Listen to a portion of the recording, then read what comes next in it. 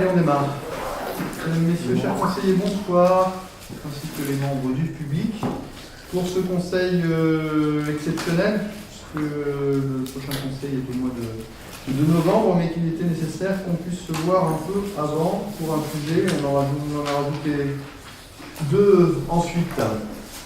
Mais le conseil devrait a priori pas être très long.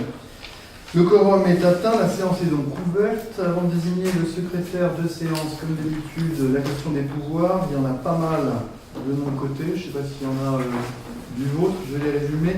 Sonia Masqueraoui donne pouvoir à Marie-Danielle Pillard, Valérie Nectou donne pouvoir à Cyril Levrat, Sandy Maltaverne à Jean Cibor, Christophe Gordin à son homologue Vandel, Corinne Jourjon à Olivier Perrault et Jean-Michel Caron à Philippe Digaud. Vous en avez un de votre côté, non? Il a dit qu'il venait ou je ne sais pas? Il a dit qu'il venait. Il a dit qu'il venait a priori? Il y a 10 jours. Non, moi je l'ai vu tout à l'heure.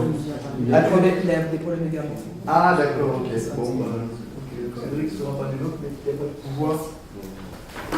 Le concernant, donc en l'absence de Sandy, en l'absence de Cédric, que le plus jeune, que la plus jeune, se montre, Blandine, si tu veux bien prendre le secrétariat de séance. Merci.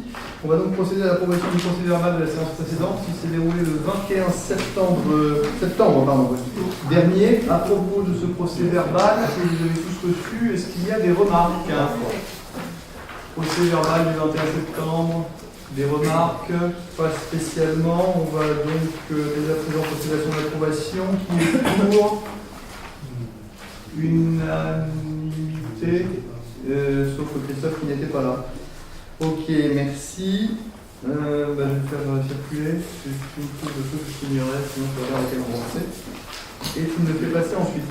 On passe donc au premier point à l'ordre du jour qui justifiait ce conseil municipal exceptionnel qui concerne l'attribution du marché de maîtrise d'œuvre pour la conception d'une scène couverte modulaire, ça s'appelle comme ça, donc l'estrade, sur le pré des Anglais. C'est Cyril Lebras qui va nous en toucher un mot. Cyril. Donc voilà, donc on avait effectivement déposé donc, un dossier d'appel d'offres pour sélectionner l'architecte qui va donc concevoir l'opération.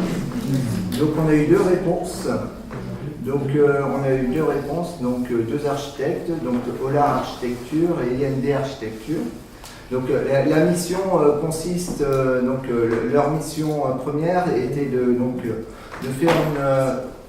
de présenter deux projets au stade de l'appel d'offres pour nous donner un petit peu une vision de la chose, de déposer le PC, donc le permis de construire, de préparer le dossier de consultation, donc de consulter les entreprises et après de suivre l'exécution de l'ensemble des travaux. Donc voilà, aujourd'hui les deux architectes ont été notés sur différents critères. Le premier sur la qualité de la production architecturale, qui était, je dirais, un élément majeur dans notre décision. Tout ce qui est dossier, référence, etc. Le deuxième critère était le planning marché, puisque aujourd'hui notre objectif c'est d'essayer d'inaugurer le marché, d'inaugurer cette scène pour pour mi-juin pour les pianissimes, ou dans le pire des cas le 14 juillet. Et voilà, et puis après il y avait le critère prix qui était important également. Donc on a statué, on a pris l'option de choisir Olar Architecture, qui est donc un architecte qui a déjà pas mal travaillé sur notre commune, mais son dossier était assez soigné. L'esquisse qu'il nous a présentée était intéressante, il respectait le planning, et malgré un prix un petit peu supérieur à IND Architecture, il nous a paru intéressant de le sélectionner. Donc voilà, donc en termes de notes, Olar Architecture arrive à 13,8 pour IND Architect à 12. Donc voilà. En sachant que quand on parle d'écart de prix, on est en train de parler de, je sais plus, 1000 à 1500 euros. Enfin, c'est de cet ordre-là. Ça reste relativement modeste comme cas. Comme écart de prix, oui, et puis par ailleurs, peut-être pas préciser, mais je vais le faire, sur l'art architecture, la répartition des temps de travail qu'il souhaite consacrer à ce projet nous semblait être la bonne, c'est-à-dire qu'il mettait plus de temps de travail sur la conception même de cette estrade que sur le montage administratif du dossier, j'allais dire. Là où IND Architecture mettait moins de temps sur la conception. Or, la conception nous semble importante, je pense que c'est là où les choses vont se jouer, et il mettait également plus de temps sur le suivi au quotidien des travaux. Sur le pilotage de l'opération, ce qui nous semble également important. Voilà pourquoi il a obtenu la meilleure note. Alors le fait qu'effectivement c'est quelqu'un qu'on connaît, puisqu'il est déjà intervenu sur le précédent mandat, il intervient aussi sur ce mandat-ci. Donc voilà, on connaît ses qualités, on connaît ses défauts. Bref, c'est le choix que auquel nous avons procédé en commission d'appel d'offres. Est-ce qu'il y a des remarques ou des questions à propos de ce choix ? Non, pas spécialement. Si, si. Oui, pardon, excusez-moi, je vous ai pas dit. Oui, on voulait savoir s'il y avait eu une concertation des riverains par rapport à ce projet et s'il y avait également une concertation des associations qui vont être susceptibles d'utiliser cette scène. Non, à ce stade, il n'y a pas eu de concertation. Alors, si la question est est-ce qu'il y a eu une concertation sur la question de l'opportunité d'une estrade. Oui, voilà. Non, il n'y a pas eu de concertation. Cela dit, et si je ne m'abuse, c'est pas quelque chose qui s'est fait de façon totalement cachée, puisque déjà à l'époque des élections municipales de 2014, le projet de mettre en place une estrade sur le pré des Anglais était explicitement proposé et a même été annoncé lors de la réunion publique que nous avions fait à l'époque. Et nous avions également eu l'occasion de reparler de ce projet lors d'un conseil municipal, qui est donc quand même une réunion publique aussi, puisque ce projet sera en partie financé par le sénateur Gérard Collomb, qui, sur les... je ne sais plus comment ça s'appelle. Réserve nous propose de financer ce projet à hauteur de 20 000 €. Sur un projet qui, au global, ne dépassera pas les 60 000 €, en tout cas de notre point de vue, on espère faire moins que ça, ce qui n'est pas neutre quand même. Voilà. Donc, on a déjà discuté de ça, la mais concertation, oui, certes, vous avez fait une réunion publique, mais on peut aussi s'interroger sur ce que les riverains qui vont être directement impactés par la mise en place de cette scène pensent de ce choix, et aussi les associations qui vont peut-être en être les utilisatrices et qui auraient eu peut-être leur avis à donner. Oui, c'est comme pour tout. Alors, de toute façon, si on interroge les riverains, finalement, qu'est-ce qu'ils va se dire ? Si je me posais la question de est-ce que je vais interroger les riverains si je dois faire le 14 juillet sur l'estrade, sur le pré des Anglais, qu'est-ce qu'ils vont dire ? Assez globalement, ils vont dire ça risque de faire du bruit. Et ils n'auront pas tort, ça risque de faire du bruit, forcément, quand on est une estrade. Donc, on peut déjà s'attendre à ce qu'ils le disent. Quel est notre objectif ? C'est pas de faire toutes les semaines des cérémonies et des choses bruyantes, parce que sinon on s'en sortira pas. De toute façon, on n'en a pas les moyens tout court, bien sûr. Donc l'utiliser vers le printemps et l'été, bien sûr, en automne et en hiver, probablement beaucoup moins, voire pas du tout.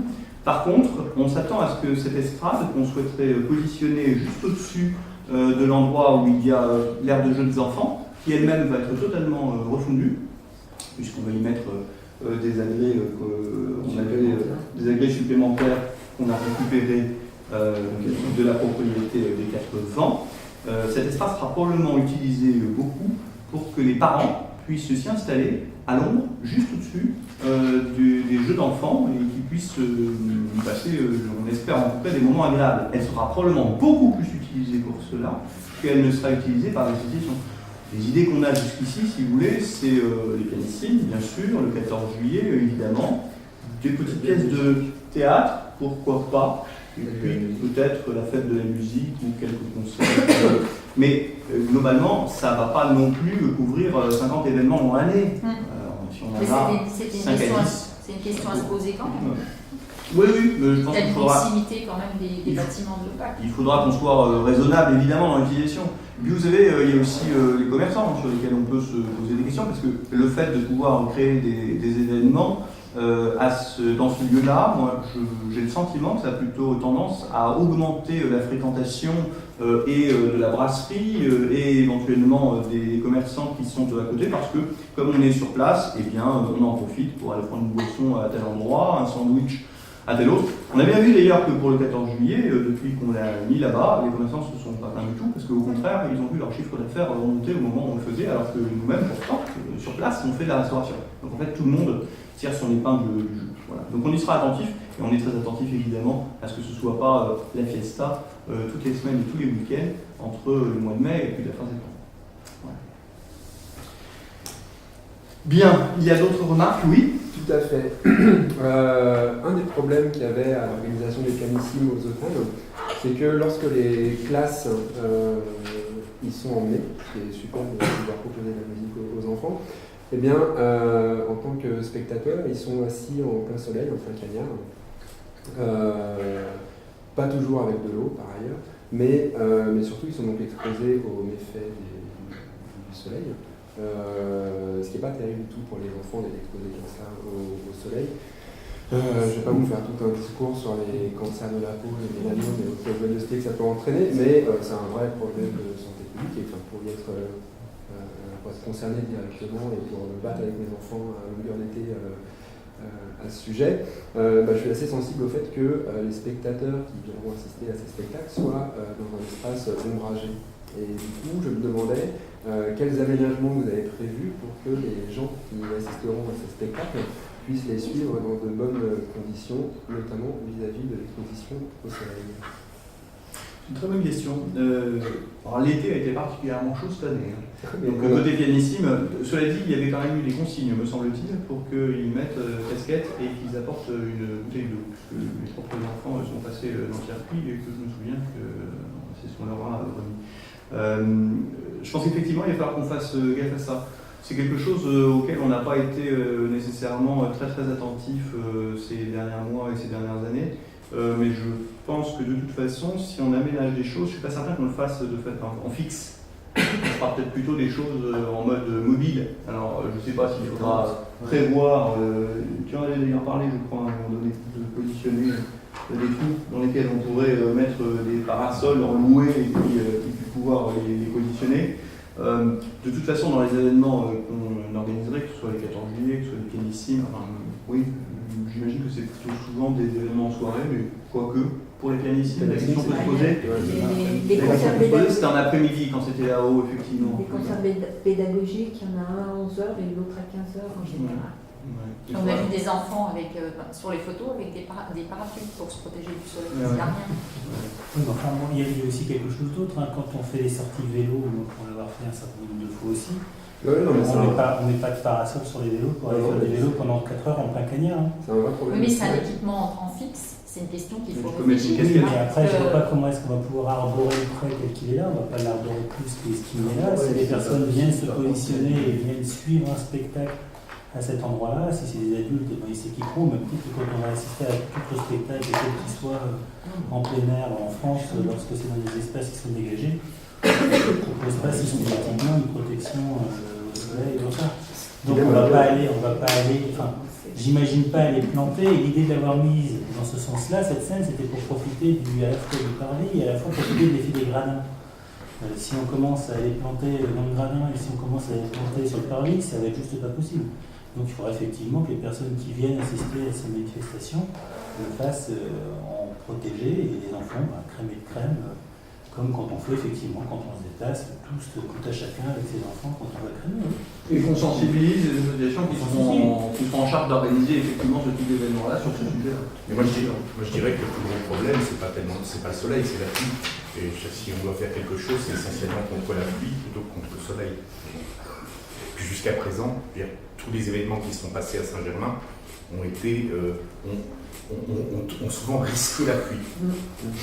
Et globalement bénéficié du soleil. Voilà. Mais oui, mais on se souvient de 14 juillet torrentiel, on se souvient d'une petite ondée en début de cette année, d'une fin de fête de Saint-Germain qui était assez humide.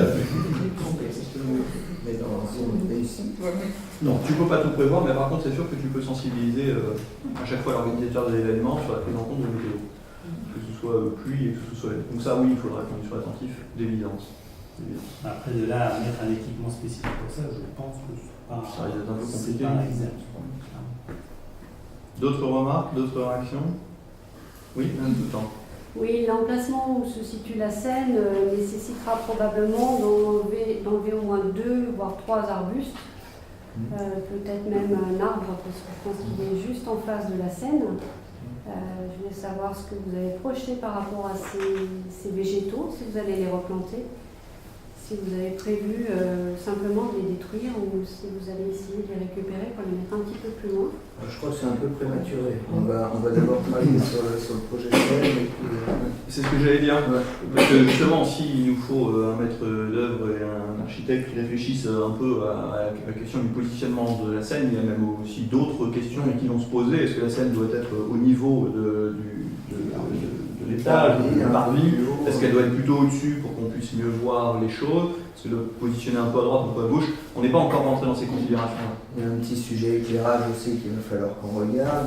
Il y a un sujet éclairage, il y a un sujet éventuellement toilette aussi, qu'il va falloir qu'on prenne en considération, un sujet rangement, vous savez, on en a un petit peu discuté, donc on n'en est pas encore venu à ces considérations. Ça va être l'objet des prochains mois. Là. Voilà. Et puis bien penser à l'accessibilité. Oui. Donc ça c'est pertinent. Et au niveau des toilettes, vous n'avez pas avancé sur ce sujet? Non, pas plus que la semaine dernière. Nous sommes extrêmement rapides, mais là en l'occurrence, comme on n'a même pas encore annoncé celui qui est élu maintenant, qui a été choisi, voilà, on est sur un poil de grain. D'autres questions, d'autres remarques? Une dernière remarque. Allez-y. Avant-dernière. Ou avant-dernière. On parle d'équipement culturel. Donc je voulais savoir s'il y avait une réflexion qui était engagée par rapport à la salle Georges Brassens, parce que j'ai eu l'occasion d'y aller récemment.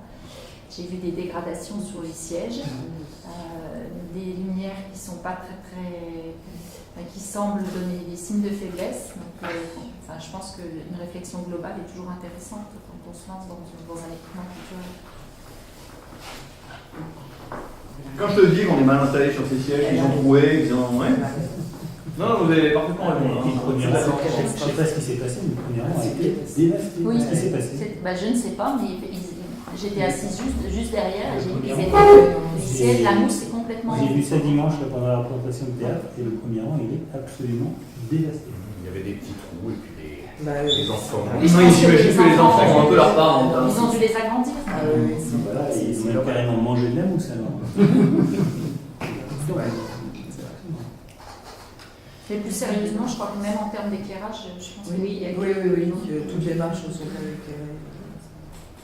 Alors, on va mettre une petite enveloppe en 2017 pour arranger un peu tout ça. Mais de gros travaux, je ne pense pas. Mais effectivement, s'il y a des sièges à changer, etc., on va forcément... Parce que c'est une salle, pour le coup, celle-ci, elle est très utile. Ouais, non, mais c'est... Dans le son tout. C'est vrai. Marie-Bastille est saturé, Georges Brassens c'est pas mal aussi, le petit centre, on n'est pas loin d'Asphyxie, c'est tous les jours maintenant. Le pôle maintenu, pas encore, mais ça va en prendre le chemin. Ouais. On le sait bien, Est-ce que vous avez projeté par rapport à ça une réhabilitation de la salle Maïsef? Ah non, du tout. Et vous le savez en plus, puisque ça a déjà été annoncé en réunion publique et je crois que vous étiez là, il y a eu la réunion PLUH. Non, notre sentiment c'est que la salle UNICEF, elle est relativement mal positionnée, elle est excentrée de Saint-Germain.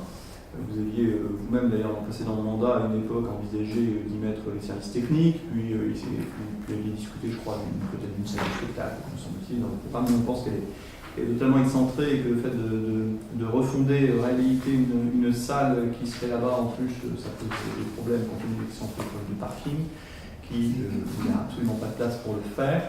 En parallèle, on s'est déjà suffisamment exprimé, on va pas revenir dessus, sur la situation financière de la commune qui nous oblige vraiment à trouver des solutions pour désendetter la commune. Et la CNCF, elle est vouée à être, le terrain est voué à être vendu pour que autre chose puisse être fait à la place de ce bâtiment qui en plus est totalement amianté.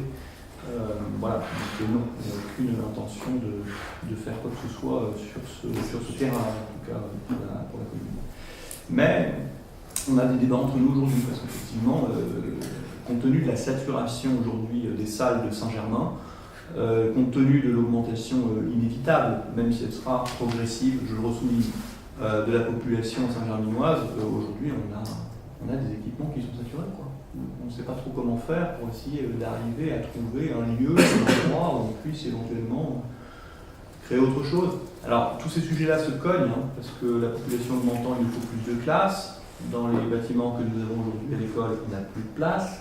On a une salle Marie-Bastier qu'il va falloir qu'on réhabilite. On peut également penser en même temps, on va y penser aussi à l'extension de l'école. Mais comment? En hauteur, en largeur, quid de la crèche et du grand terrain qui est à côté. Tout ça se cogne aujourd'hui. Donc on n'a pas encore avancé sur ces sujets-là. Mais non, ce serait pas, enfin, notre réflexion ne va absolument pas dans le sens de la salle collective. Du tout. Vous aviez dit avant-dernière question, mais je crois que c'était vous qui aviez posé la dernière question, donc peut-être... Peut-être avant-dernière aussi, je suis pas. Allons-y. Mais non, il a été question d'esquisse dans la présentation du projet. Est-ce qu'on peut voir à quoi ça va ressembler? Un dossier, parce que limite, tu l'as, aucun problème. Hein. Mais cela dit, ça ne veut pas dire que c'est à ça que ça va ressembler du tout. En fait, on a demandé aux différents candidats de nous donner comme ça une idée de quoi ça va ressembler. Voilà. Mais en fait, dans les faits, ça ne nous engage évidemment en rien. C'était pour voir ceux qui allaient travailler sérieusement et faire un projet un peu sympa. Et voilà. On le fait suivre. D'autres choses? D'ailleurs, vous pourrez faire un tour de table, parce que tout le tour de la table, je ne vais pas nécessairement. Pas spécialement. Alors, si vous voulez bien, en attendant de trouver le dossier et de vous le passer, on va nous passer au vote. Il est donc proposé au Conseil municipal d'attribuer ce marché de maîtrise d'œuvre à la société Ola Architecture. Qui est pour? Qui est contre? Qui s'abstient? 3 abstentions. Merci. On passe au second point à l'ordre du jour. Non, pas moi. On passe au second point donc à l'ordre du jour, qui est la création d'un poste d'adjoint technique principal de première classe. Alors, à l'été 2007, donc l'année prochaine. 2017. J'ai dit quoi? 2007. Et là, j'aurais pas dit. 2017, bien sûr. Un de nos agents qui est affecté au service technique, qui est date Wang, il n'y a pas de secret, souhaite faire valoir ses droits à la retraite bien mérités. On a un autre de nos agents qui travaille actuellement à temps partiel, il s'agit de Franck Jospin, qui souhaite se reconvertir dans la branche administrative. On a donc évidemment le souhait de recruter un agent communal au sein des services techniques pour essayer de compenser un peu ces différents départs et puis anticiper les choses aussi, et de répondre en parallèle à la charge actuelle de travail. Conformément à l'article 34 de la loi du 26 janvier 1984, les emplois de chaque collectivité ou établissement sont créés par l'organe délibérant, c'est-à-dire le conseil municipal. Il appartient donc à notre conseil de fixer l'effectif des emplois nécessaires au fonctionnement des services. Donc nous souhaitons pouvoir créer un emploi d'adjoint technique principal de première classe à temps complet à compter du 1er décembre 2017, c'est-à-dire environ 7. Là pour le coup, erreur. À compter de ce 1er décembre 2016 et de prévoir la dépense correspondante au budget communal. L'agent, en l'occurrence qui concernait, qui est visé pour occuper ce poste d'adjoint technique, nous l'avons déjà aujourd'hui, puisque c'est quelqu'un que nous avions pris pour le temps de cet été, qui s'appelle José. Je ne sais pas son ami, tiens, José quoi? José dos Santos. Zayanda de retraite dos Santos, ça fait beaucoup. D'accord.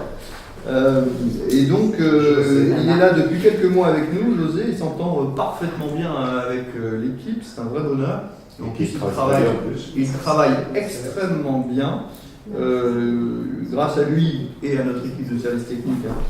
Mais grâce à lui, on a refondu le petit centre, puisqu'on y a installé les bureaux du secours populaire. On a monté une aire de jeu en haut, place Mozart. On a refondu le bâtiment des services techniques là-bas. Je vous encourage à aller voir lorsque vous en aurez l'occasion. Il est tout beau, tout neuf, l'intérieur est absolument magnifique et ça nous a coûté pas grand-chose. On a également réhabilité le bureau de la psychologue qu'on a créé au sein de l'école. On vient de finaliser un bureau à l'étage aussi, qui est l'ancien bureau dans lequel il y avait la baignoire qui ne servait plus à grand monde depuis assez longtemps. On a fait un bureau moderne qui est magnifique. Et puis, on va s'attaquer à présent, pardon. Cantonnier, école de musique. Ah oui, on a fait l'espace cantonnier également, l'école de musique. Enfin, en gros, on a internalisé pas mal de chantiers qu'on aurait probablement dû confier à l'extérieur. Sinon, donc on a, je pense, c'est plutôt des bons investissements. Et José, on a eu l'occasion donc, de tester sur cette période. Il est excellent. C'est un homme qui sait tout faire et ce à très très bon niveau. Voilà. Et par ailleurs, il y a des choses qui arrivent, puisque en particulier sur la salle Marie d'Astier, on a des problématiques de stockage qui concernent le sou, qui concernent l'atelier, qui concernent le locage, avec des espaces qui datent d'il y a assez longtemps, des nécessités de cloisonner les choses, de faire des choses un peu propres pour que les associations s'y sentent bien, et ils vont s'attaquer à ce dossier juste après la Toussaint. Voilà toutes les raisons pour lesquelles on souhaite créer ce poste d'adjoint technique, la personne qu'on voit dedans. Est-ce que vous avez des questions, des remarques sur cette création de poste? Madame Toutan, vous écoute. Oui, quand vous parlez de service technique, je suppose que c'est vraiment la technique et pas espace vert, parce que normalement, service technique au sein de l'administration, les espaces verts en font partie. Oui, il s'agit du service technique tel que vous les décrivez. Oui. D'accord. Ça veut dire qu'actuellement, on a 3 postes et vous allez en créer un 4e, en service technique principalement, on va dire. Et pour autant, s'il n'y a plus date, s'il n'y a plus Franck, il nous reste Pascal et José. Donc il y a quelque chose qui m'échappe. Vous pouvez m'expliquer? En fait, je ne comprends pas ce qui vous échappe. Tous les postes ne seront pas occupés demain. Enfin, on crée des postes, mais ce ne seront pas nécessairement des postes occupés. En l'occurrence, celui-là sera occupé par José. Cécile, je vais avoir besoin de vous sur ce coup-là.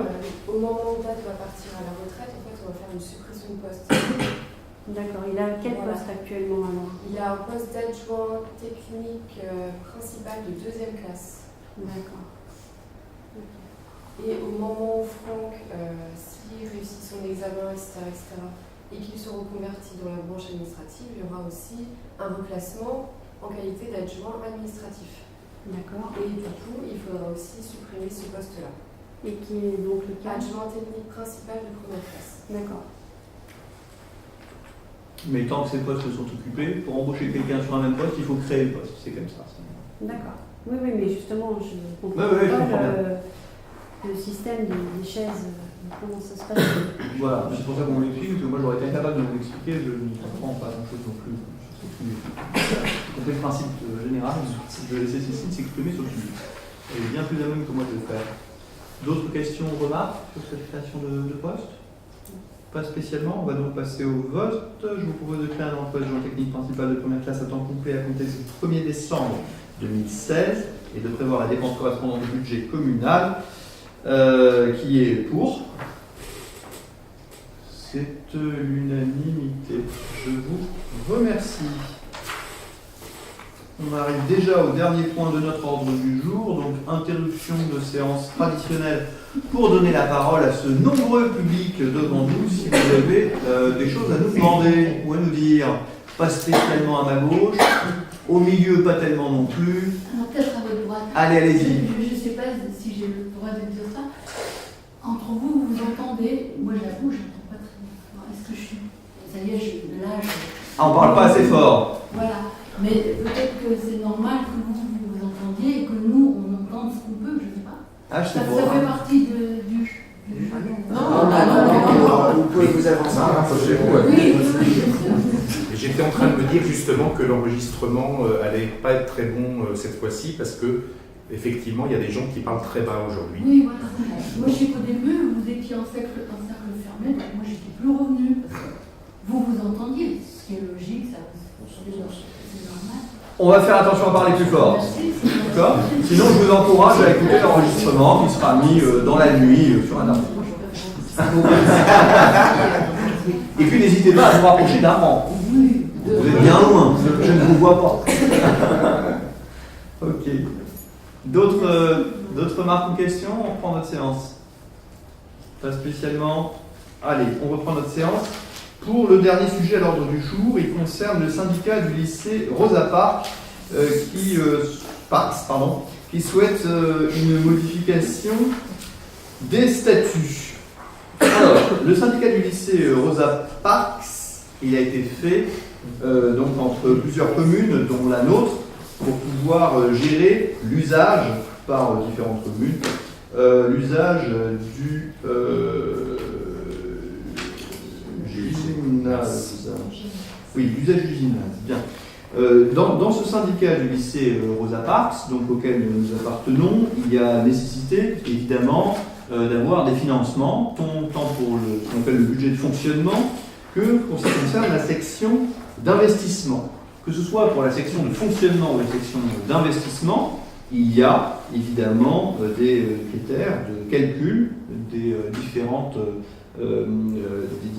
subventions communales qui sont à donner donc par chaque commune. C'est en fonction d'un certain nombre de critères qui sont pour la section de fonctionnement, le montant de la participation de chacun est basé sur le nombre d'élèves, tout simplement, qui sont domiciliés dans chaque commune qui adhère au syndicat et qui sont scolarisés au lycée Rosa Parks sur l'année précédente. Sur la section d'investissement, c'est différent. Le montant de la participation de chaque commune est basé pour moitié sur la population de la commune et pour moitié sur le potentiel fiscal par habitant de l'année précédente. Bon, le mode de répartition a fait l'objet de pas mal de débats et de séances de travail par un petit groupe de travail qui s'est créé au sein du syndicat, avec un groupe donc composé de représentants de quelques communes volontaires dont nous ne faisions pas partie. Ils ont proposé un certain nombre de choses qui ont fait l'objet d'une présentation en séance, et à l'issue de cette séance, eh bien, 2 scénarios sont ressortis. Il a été proposé aux membres du comité de délibérer sur la modification de l'article 8 des statuts concernant les contributions des communes qui ont pour objet d'assurer le fonctionnement du syndicat. Bon, alors ce qui a été proposé, c'est que pour la section d'investissement, il y ait une nouvelle répartition qui soit faite en fonction de nouveaux indicateurs, de nouveaux critères, une répartition proportionnelle calculée en fonction non plus de la moitié pour la population, mais de 40% de la population de chaque commune, non plus de l'autre moitié sur le potentiel fiscal, mais de 40% sur le potentiel fiscal, et en plus, il a été demandé de mettre 20% sur le nombre d'élèves de l'année précédente. Donc on a essayé d'introduire le nombre d'élèves dans la partie qui serait amenée à financer la section d'investissement. Donc le syndicat a voté ce second scénario, même si tout le monde n'était pas d'accord, puisque 13 voix se sont élevées pour que ce scénario-là soit adopté, et 12 voix se sont élevées contre ce scénario en ayant la volonté que rien ne change. Compte tenu que ce nouveau mode de répartition entraînerait une augmentation de la participation de notre commune de 1,97% par rapport à sa participation en 2015. 1,97%, ça représente à peu près 500 €. Compte tenu que le vote des communes lors de la réunion de ce syndicat, lors de la réunion du 28 septembre 2016, a montré qu'aucune majorité d'opinion ne se détachait clairement, 13 voix contre 12, laissant à penser que les nouvelles modalités de calcul qui sont proposées dans ce scénario méritent peut-être davantage de discussion et davantage d'échanges. Il est proposé au conseil municipal d'émettre un avis défavorable à la modification des statuts, c'est-à-dire d'en rester au mode de calcul actuel, 50%, 50%. En parallèle, il est proposé que le syndicat engage une réflexion un peu approfondie visant à une maîtrise accrue des dépenses d'investissement qui sont afférentes à la maintenance et à l'entretien des bâtiments, par exemple pour élaborer un plan pluriannuel d'investissement par exemple, pour aller dans le sens d'une mutualisation des travaux de façon accrue, une mutualisation des travaux qui peuvent être entre communes géographiquement proches. À partir du moment où on fait la peinture d'un bâtiment, pourquoi ne pas faire nécessairement la peinture d'un bâtiment qui est pas loin de l'endroit où ça se passe initialement. Bref, pouvant permettre derrière, à terme, une réduction générale des participations de tous, parce que vous imaginez bien que les communes qui ont souhaité aller dans le sens d'une nouvelle répartition, c'était dans un objectif de réduire leur propre participation communale. Voilà. Est-ce que sur tout ce que je disais, qui est un peu compliqué mais qui vous avait été envoyé en amont, vous avez donc pu lire, vous avez des questions ou des remarques? Madame Bérardel. Une petite remarque, mais c'est vrai que le fait d'avoir introduit le critère du nombre d'élèves scolarisés dans le calcul nous est défavorable. Et que le coût du bâtiment, enfin le coût de la somme qu'on engage tous les ans est dû aussi aux travaux de maintenance et qu'il y a des malfaçons qui sont présentes depuis le début de la construction de ce bâtiment. Est-ce que vous avez des informations par rapport à ça? Non, je n'en ai pas. La dernière opération qui a été faite, le problème c'est un problème de fuite sur la terrasse. Et ils ont fait, je crois, 2 opérations de mise en charge de la toiture. Ils ont rechargé la toiture et ça n'a pas refui. En fait, il s'avère que ça fuit, mais ils ne savent pas par où, quand, comment. Et aujourd'hui, c'est toujours pas réglé cette affaire, ça n'a toujours pas donné un désert. Alors, sauf qu'apparemment, ils ont fait intervenir un expert sur autre chose il n'y a pas longtemps, et au moment où l'expert est intervenu, il s'est mis à pleuvoir à fond, et la fuite est réapparue. J'ai vu ça au dernier conseil de l'Europe. Et donc, ça remet dans la boucle immédiatement le sujet, qui va donc être traité. C'est inquiétant parce que le lycée a été créé il y a 10 ans. Eh oui. Pareil pour le gymnase. Vous savez, les malfaçons, on en a eu aussi chez nous. Il n'y a pas très longtemps sur l'école, les deux classes qui sont assez récentes, qui ont été faites sur l'école élémentaire, qui se sont mis à fuir à plein panier lors d'un orage d'une année. Mais tant que la procédure est lancée dans un délai, dans les 10 ans de départ, après, il n'y a pas de problème. Il faut juste lancer la... Oui, non, parce qu'en fin de compte, il y a quand même des travaux de rénovation. À chaque fois qu'il y a des pluies, il y a toujours des impacts sur les flacons en dessous, etc. Et il y a des problèmes, quand des problèmes d'assurance, quand il y a des problèmes d'avance d'argent pour faire les travaux, etc. Même encore si la procédure est lancée, malgré tout, il y a des dégâts qui sont inhérents. Et c'est ça qui impacte actuellement le budget de fonctionnement, parce que c'est des budgets de réparation qui jouent à cette fuite. D'accord. Moi, je ne connais pas bien le dossier.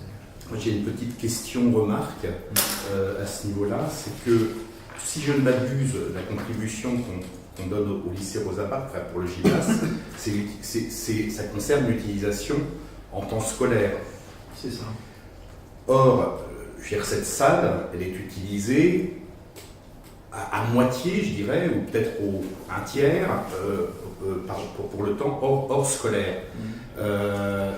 Et je trouve que les clés de répartition, quelles qu'elles soient dans ce système-là, nécessiteraient également de prendre en compte dans la clé de répartition le pourcentage de temps hors scolaire. Voilà. Et j'ai pas l'impression que ce soit le cas. Je crois qu'il y avait des associations qui ne payaient pas, que depuis très récemment, à qui on a demandé tout à fait. Une participation, telle que la CIP par exemple. Oui. Tout à fait, mais par contre, qui était utilisatrice de cette salle. La dégradation en temps hors scolaire n'est pas forcément compensée par l'allocation de la salle. C'est un autre élément. L'allocation de la salle, c'est pas uniquement les réparations. Mais bon, je pense que si la salle est utilisée à 80% par certaines associations de certaines communes, il y aurait lieu que soit pondéré un petit peu dans ce sens-là également. Voilà. Je pense qu'en journée, le lycée l'utilise totalement. Pleinement. Oui, les créneaux sont totalement en journée. Par ailleurs, les associations qui l'utilisent donc le soir et les week-ends payent. Aujourd'hui, maintenant, vous avez raison, elles payent toutes. Pendant un bon moment, l'ASI n'a pas payé. Valérie Blattard, la présidente du syndicat et la maire de Neuville, a souhaité que les règles changent, mais je crois avec l'ensemble des adhérents du syndicat. On a donc signifié à l'ASI qu'à partir de cette année, du début de cette année, ils allaient payer. Et aujourd'hui, une facture leur a été envoyée. Il y a quelques débats, parce que évidemment, ils espéraient que ce serait gratuit ad vitam aeternam, ce n'est pas le cas. Saint-Germain paye aussi, puisque à chaque fois que Futsal est appelé à utiliser cette salle, nous payons notre dîme dans ce cas-là. Donc voilà, le calcul qui est fait aujourd'hui, il n'est pas là pour ça, il est là pour le temps scolaire. Pour l'autre partie, ne t'inquiète pas que maintenant tout le monde paye. Relativement cher d'ailleurs, parce que c'est à 30 € la petite salle et 60 € la grande salle de l'heure. Il y aurait peut-être besoin d'une réflexion sur justement cette pondération entre le temps scolaire et le temps hors scolaire. J'ai aucune idée de la partie. Quelle est la partie du budget du lycée qui correspond, du gymnase qui correspond au temps scolaire et hors scolaire. Mais je ne pense pas qu'on puisse se baser uniquement sur les tarifs de location d'un côté et les contributions pour la partie lycée de l'autre. Je crois que la région aussi reverse au syndicat une participation pour l'utilisation. Heureusement, puisque c'est elle qui... Je garde ça en tête, mais à partir du moment où ont été révisés les tarifs de l'heure, je veux croire, je n'y étais pas, mais je veux croire qu'ils ont pris en considération pour fixer ces tarifs le coût total et de l'entretien et de la maintenance du bâtiment, ce qui était reversé au titre des activités scolaires, ce qu'il y aurait à payer au titre du reste. Bon, voilà, mais je garde ça en tête. Je regarde. Oui. On peut imaginer que la population d'une commune et le nombre d'élèves scolarisés dans le lycée correspondant soient deux grandeurs très fortement corrélées. On peut imaginer aussi qu'il y a certaines raisons qui fassent qu'elles sont plus si corrélées que ça.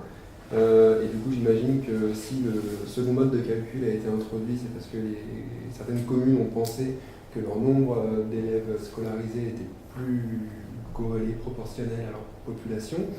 Et j'aimerais savoir quels sont les arguments qu'elles ont avancés pour justifier cette décorrélation. En fait, je n'ai pas assisté, moi, je n'étais pas à ce moment-là, je n'étais pas titulaire. Je suis titulaire depuis un conseil municipal relativement récent, au débat qu'il y a pu y avoir. Je ne sais pas si Logique, tu as davantage de choses à nous dire sur le sujet. Moi, ce qui m'a été dit, c'est que le groupe de travail a plutôt bossé en vase clos, que contrairement à ce qu'ils ont fait, personnellement, je serais allé voir toutes les communes ensuite pour expliquer le détail du scénario qu'on proposait. En fait, ils ont apparemment proposé simplement un mode de calcul différent et annoncé immédiatement par le biais d'une simulation ce que chacun d'entre nous allait payer, ce qui était un peu court en termes d'argumentation. Et c'est probablement pour ça aussi que ça a amené à une situation dans laquelle il y en a 12 qui ont dit non et 13 qui ont dit oui, ce qui est un écart assez peu significatif. C'est d'ailleurs l'une des raisons pour lesquelles je vous propose de ne pas voter favorablement aujourd'hui. Par ailleurs, il faut aussi savoir que, parce qu'on pourrait très bien se dire, à partir du moment où toutes les communes étaient représentées au syndicat, il n'y a aucune raison que, même si nous votons contre aujourd'hui et que ceux qui étaient favorables votent pour, les choses changent. Or si, parce que les plus grosses communes et la population compte, dans ce cadre-là, si les plus grosses communes votent contre, comme elles viennent voter contre lors de la réunion du syndicat, alors dans ce cas-là, l'option qui sera choisie sera de rien changer au système actuel. De toute façon, honnêtement, on est en train de parler de quelques milliers d'euros, vraiment, et pas 10, 3, 4 milliers d'euros, maximum que certaines communes pourraient faire comme économie dans le cadre d'un nouveau mode de calcul. Et c'est bien pour ça que moi je propose, hors le fait de voter contre, pour les raisons que j'ai déjà évoquées, de voter un souhait. Parce que je pense qu'il y a bien plus d'argent à économiser, et donc derrière, peut-être, de participation à revoir la baisse, en s'attaquant au vrai sujet. Et le vrai sujet pour moi n'est pas d'essayer de changer tel ou tel critère en disant ce serait peut-être plus juste si on mettait un petit peu ici ou un petit peu là, parce que ça amène à des discussions sans fin. Chacun aura ses arguments et ce sera toujours justifiable quelque part. Plutôt d'essayer de mieux gérer, de mieux maîtriser, de faire du plan pluriannuel d'investissement, d'anticiper quand on fait des travaux et de mutualiser les choses. Je pense qu'on fera des économies substantielles qui permettront de réduire les participations pour le coût de tout le monde. Et là, tout le monde sera d'accord. Voilà. En tout cas, là où je voulais en venir, c'est que moi je vois deux raisons pour lesquelles la population de la commune et le nombre d'élèves puissent avoir des trajectoires différentes. C'est soit que la commune vieillit, et effectivement il y a moins de lycéens assez naturellement, et à ce moment-là... C'est pas faux, parce qu'effectivement. Ouais. Et à ce moment-là, effectivement, vouloir faire jouer une solidarité intercommunale vers ces communes qui vieillissent, je suis prêt à discuter.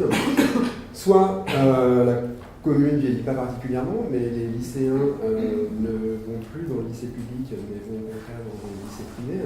Et à ce moment-là, l'idée d'avoir une solidarité intercommunale envers les communes dont les habitants se détournent de l'enseignement public est quelque chose qui ne me plairait pas du tout. Donc dans un cas plutôt favorable, et dans l'autre cas plutôt moins. Dans un cas prêt à discuter, prêt à me laisser convaincre si les arguments qui vont derrière sont bons, et dans l'autre cas, indéboulonnable. Alors, ils ne sont pas allés du tout dans ce détail-là. En plus, sur le deuxième point, je te suivrai bien. Sur le premier, je te suis moins. Parce que pourquoi une population vieillit? Pourquoi finalement dans un village une population vieillit? Souvent parce qu'on ne crée pas suffisamment de logements. Et aujourd'hui, de ce point de vue-là, Saint-Germain a créé des logements, c'est le moins qu'on puisse dire. Et Saint-Germain, même si nous avons marqué une pause, va poursuivre son développement. C'est inévitable et nous pouvons le faire. Donc on participe, je crois, largement à l'accueil des nouveaux habitants qui arrivent sur la métropole. D'autres n'ont pas pris les mêmes décisions. Mais on ne peut pas gagner à tous les coups non plus, quoi. Et à un moment donné, il faut savoir ce qu'on veut.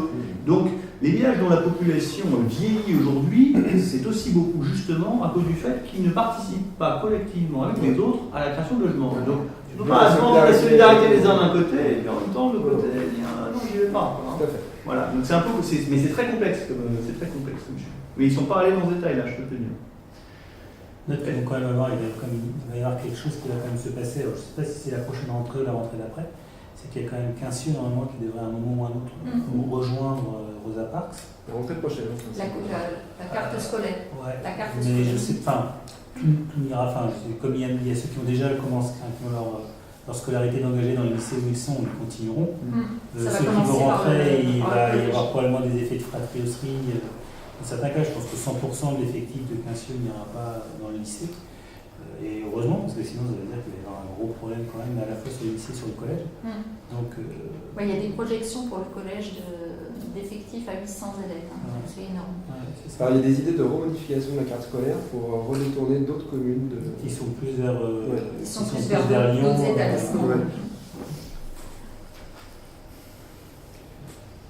D'autres questions, d'autres remarques sur cette délibération? Non, on va donc passer au double vote. Il y en a deux, donc je vais les faire un à un. Je vous propose d'émettre un avis donc défavorable à la modification des statuts qui est proposée par le syndicat Rosa Parks, qui est pour cet avis défavorable.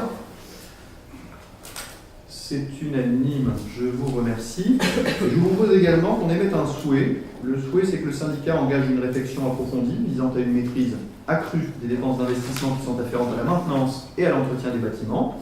Par exemple, l'élaboration d'un plan pluriannuel d'investissement, mais ce n'est qu'un exemple. Par exemple, la mutualisation des travaux qui peuvent être entre communes géographiquement proches et pouvant permettre à terme une réduction, que j'espère générale, des participations de tous. Ce qui est favorable sur ce souhait.